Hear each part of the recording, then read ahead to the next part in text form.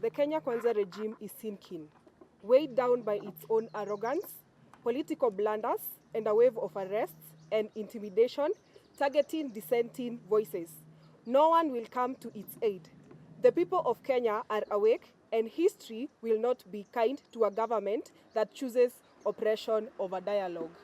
Na niko na ujumbe mmoja kwa Kimani Ichung'wah.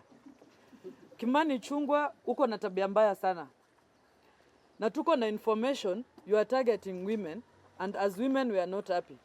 Tuko na habari ya ambayo wale wanaume ulifund wakati wa maandamano wakarepu watoto wetu, wakarepu wanawake wetu huko town, and the DCI is silent about this. Tunaomba DCI, ile nguvu ambayo mnatumia kukimbiza wanawake wa DCP, mtumie nguvu hiyo hiyo kushika Kimani Ichung'wah. Wamama mnasema Ichung'wah ashikwe asishikwe? Ashikwe asishikwe? Ashikwe. If Kimani Ichung'wah does not apologize to we the women of this country, and if he's not arrested, he's only going to be confirming what we the opposition have been saying, and we as DCP party have been saying, that this government has become blind to anything that is done by anybody associated with government, but they want to open their eyes and bring false accusations against anybody who is not in support of their regime. If Kimani Ichung'wah and his utterances are not going to be called out by women leaders in that government, by women leaders also in Kenya Kwanza parties that are affiliated to them, we are going to be confirming one thing, that the Kenya Kwanza regime has no respect to women, Kenya Kwanza regime has no respect to our mothers, and Kenya Kwanza regime has no respect to the family as a unit of our community, and we are not going to stop calling it out.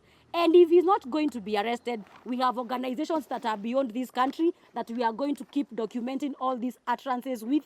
We are also going to ensure that as we continue calling out Kimani Ichung'wah, we are going to hope and pray that once elections are going to come in, that such members will no longer be part of parliament, because you cannot allow such people to be called honorable members. So we are going to make a clarion call to anybody who is going to be a woman in 2027 who is going to vote. We cannot allow leaders like Kimani Ichung'wah to be voted back, or leaders like him to be voted him, because they are going only to continue that kind of chauvinism, and we cannot allow that as citizens of this country, and as members of DCP party, and as members of the United Opposition.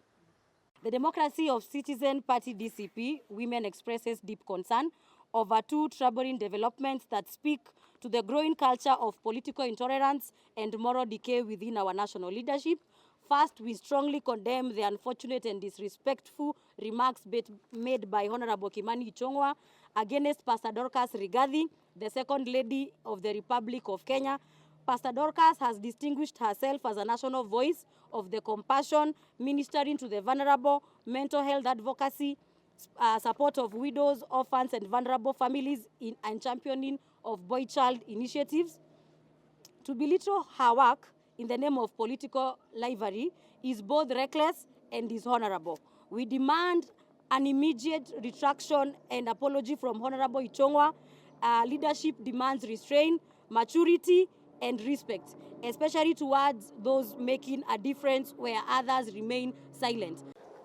During the recent nationwide demonstration, over 25 cases were documented by FIDA Kenya and Usikimia Group.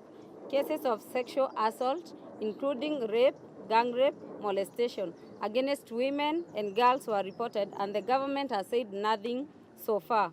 We stand in full solidarity with Pastor Dorcas, Honorable Jane Kihara, and youth leader Wanjiko Thega. Their courage in the face of intimidation is a testament to the resilience of women who refuse to be silenced.